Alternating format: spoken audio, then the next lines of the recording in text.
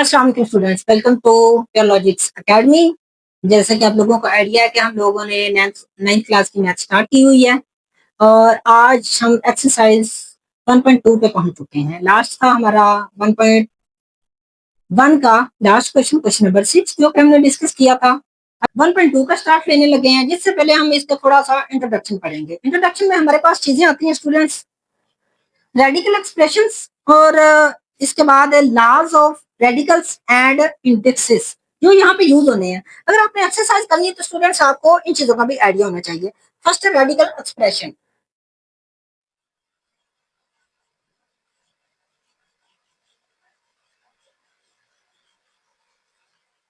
Radical expression mean कि कोई भी जो वैल्यू है वो रेडिकल यानी जजर में है, टू है। अब ये जजर वाली वैल्यू इस तरह भी हो सकती है, टू का थर्ड स्क्वायर रूट, टू का फिफ्थ स्क्वायर रूट, इस तरह भी हो सकती है। ठीक है, तो यही चीज है। इसकी अगर हम डेफिनेशन देखें तो डेफिनेशन है students, if n is a positive integers greater than 1 and a is the real number, then any real number x such that x is equal to a का nth स्क्वायर रूट है, यानी इस तरह लिखा जाता है x is equal to a का radical है और या स्क्वायर रूट है, कौन सा nth है, is called nth root of a, यानी इस a का ये nth रूट इसे हम कहते हैं। ये थी रेडिकल एक्सप्रेशन। इसकी डेफिनेशन चले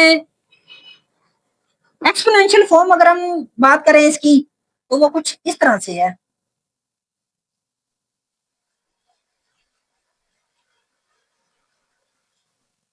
exponential form of x is equal to a का nth स्क्वायर रूट या फिर nth रेडिकल। वो क्या है इसकी एक्सपोनेंशियल फॉर्म? वो है students x is equal to a की पावर 1 ओवर n।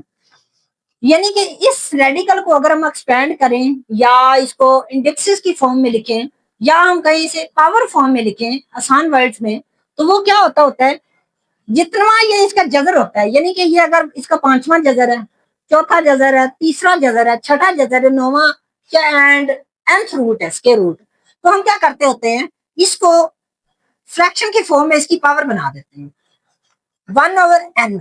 अगर 5 है 1 ओवर 5, 3 है 1 ओवर 3, 5 है 1 ओवर 5, 2 है 1 ओवर 2। 1 ओवर 2 कब होता है? सिंपल स्क्वायर रूट, ये स्टूडेंट इक्वल होता है, इसकी एक्सपोनेंशियल फॉर्म होती है 1 ओवर 2। ये थी एक्सपोनेंशियल फॉर्म एंड जो हमने डिस्कस किया वो रेडिकल का एक्सप्रेशन है। अभी हम नेक्स्ट डिस्कस करते हैं स्टूडेंट्स इनमें डिफरेंस। लॉज हैं रेडिकल्स के और इंडेक्सेस के।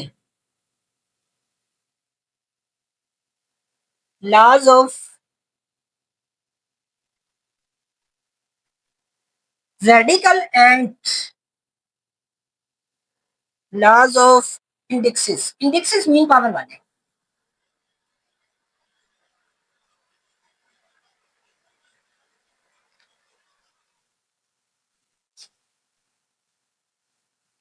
फर्स्ट है स्टूडेंट्स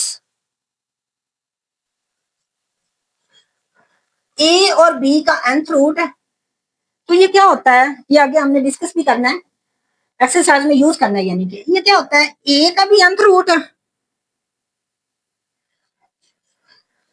डॉट ये बी का भी, यानी जो जजर ए का है वही बी का भी है।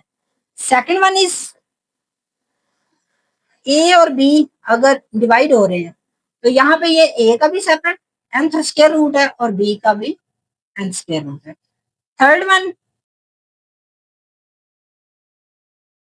ए की पावर m और इसका स्क्वायर रूट n है स्टूडेंट्स, तो इसको हम ऐसे भी लिख सकते हैं, ए का nth स्क्वायर रूट और होल की पावर m।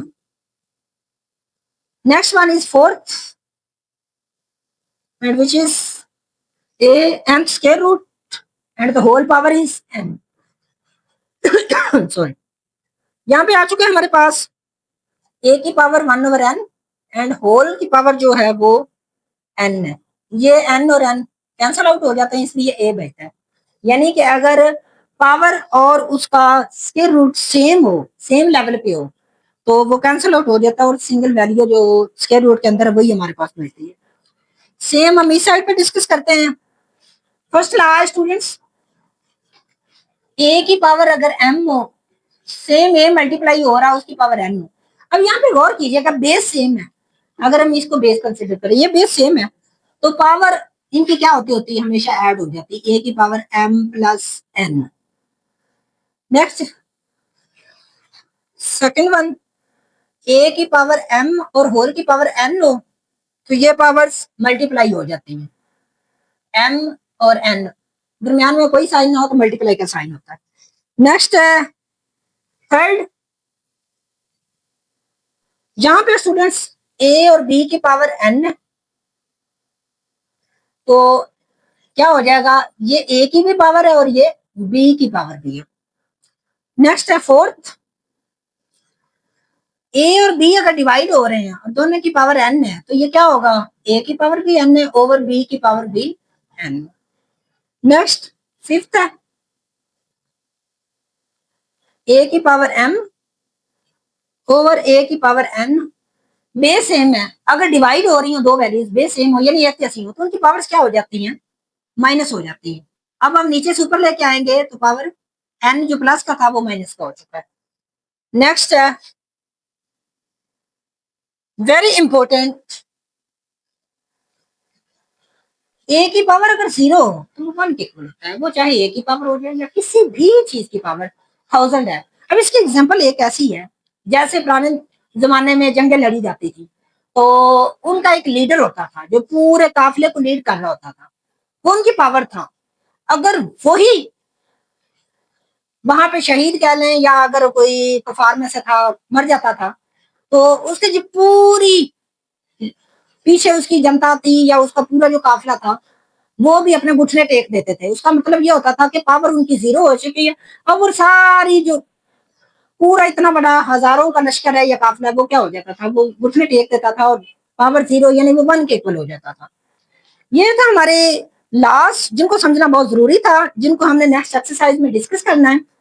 हमारी मुलाकात होगी इंशाल्लाह नेक्स्ट वीडियो में एक्सरसाइज 1.2 के अंदर। तब तक आप लोगों ने क्या करना है, इस वीडियो को लाइक करना है, शेयर करना है और कमेंट कीजिएगा। कमेंट आपका बहुत जरूरी है, हमारे हौसला अफजाई है, जिससे हम आप लोगों को ज्यादा से ज्यादा इजी वे में मैथ सिखाएंगे। हमारे चैनल को सब्सक्राइब कीजिएगा।